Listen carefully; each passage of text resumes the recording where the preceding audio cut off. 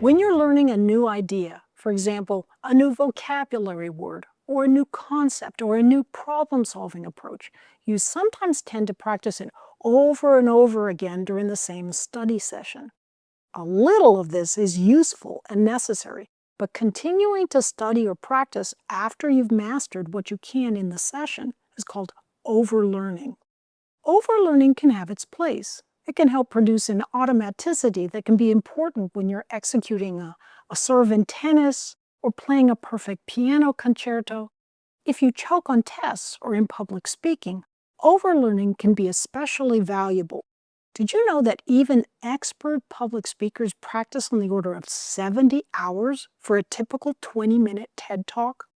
Automaticity can indeed be helpful in times of nervousness. But be wary of repetitive overlearning during a single session. Research has shown it can be a waste of valuable learning time.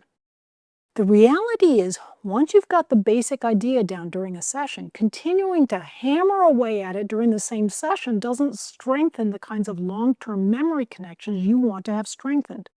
Worse yet, focusing on one technique is a little like learning carpentry by only practicing with a hammer. After a while, you think you can fix anything by just bashing at it. Using a subsequent study session to repeat what you're trying to learn is just fine and often valuable. It can strengthen and deepen your chunked neural patterns. But be wary, repeating something you already know perfectly well is, face it, easy.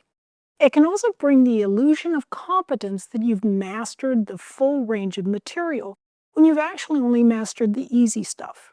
Instead, you want to balance your studies by deliberately focusing on what you find more difficult. This focusing on the more difficult material is called deliberate practice. It's often what makes the difference between a good student and a great student. All this is also related to a concept known as Einstellung.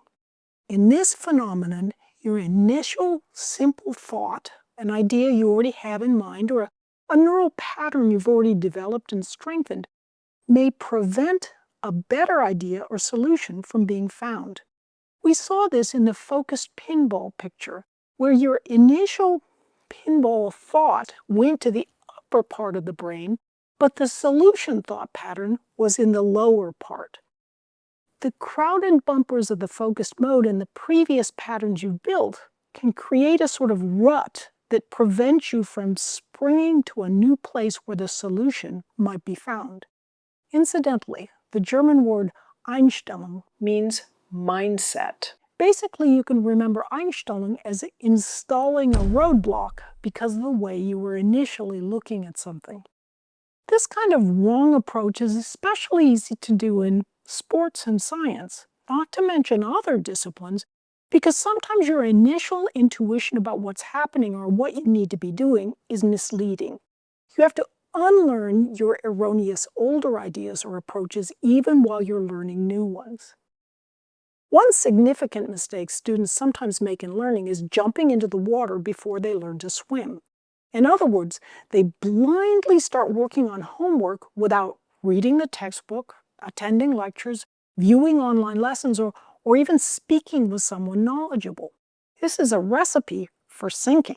It's like randomly allowing a thought to kind of pop off in the focus mode pinball machine without paying any real attention to where the solution truly lies. Understanding how to obtain real solutions is important in learning and in life. Mastering a new subject means learning not only the basic chunks, but also learning how to select and use different chunks. The best way to learn that is by practicing jumping back and forth between problems or situations that require different techniques or strategies. This is called interleaving. Once you have the basic idea of a technique down during your study session, sort of like learning to ride a bike with training wheels, start interleaving your practice with problems of different types, or different types of approaches, concepts, or procedures. Sometimes this can be a little tough to do. A given section in a book, for example, is often devoted to a specific technique, so when you flip to that section, You already know which technique you're going to be using. Still, do what you can to mix up your learning. In science and math in particular, it can help to look ahead at the more varied problem sets that are sometimes found at the end of chapters. Or you can deliberately try to make yourself occasionally pick out why some problems call for one technique as opposed to another. You want your brain to become used to the idea that just knowing how to use a particular concept, approach, or problem-solving technique isn't enough. You also need to know when to use it. Interleaving your studies, making it a point to review for a test, for example, by skipping around through problems in the different chapters and materials, can sometimes seem to make your learning a little more difficult, but in reality, it helps you learn more deeply. Interleaving is extraordinarily important.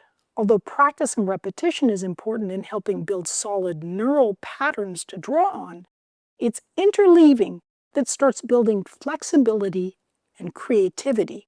It's where you leave the world of practice and repetition and begin thinking more independently. When you interleave within one subject or one discipline, you begin to develop your creative power within that discipline. When you interleave between several subjects or disciplines, you can more easily make interesting new connections between chunks in the different fields, which can enhance your creativity even further. Of course, it takes time to develop solid chunks of knowledge in different fields, so sometimes there's a trade-off. Developing expertise in several fields means you can bring very new ideas from one field to the other. But it can also mean that your expertise in one field or the other isn't quite as deep as that of the person who specializes in only one discipline.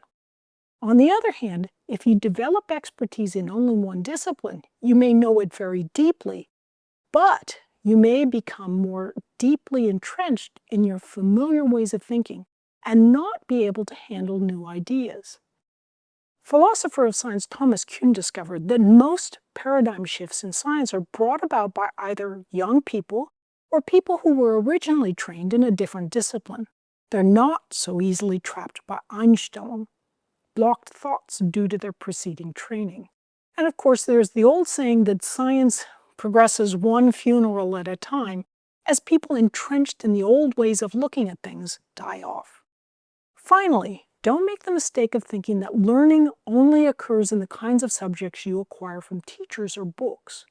When you teach a child how to deal effectively with a bully, or you fix a leaky faucet, or you quickly pack a small suitcase for a business trip to Hong Kong, all of these illustrate the outcomes of important aspects of learning.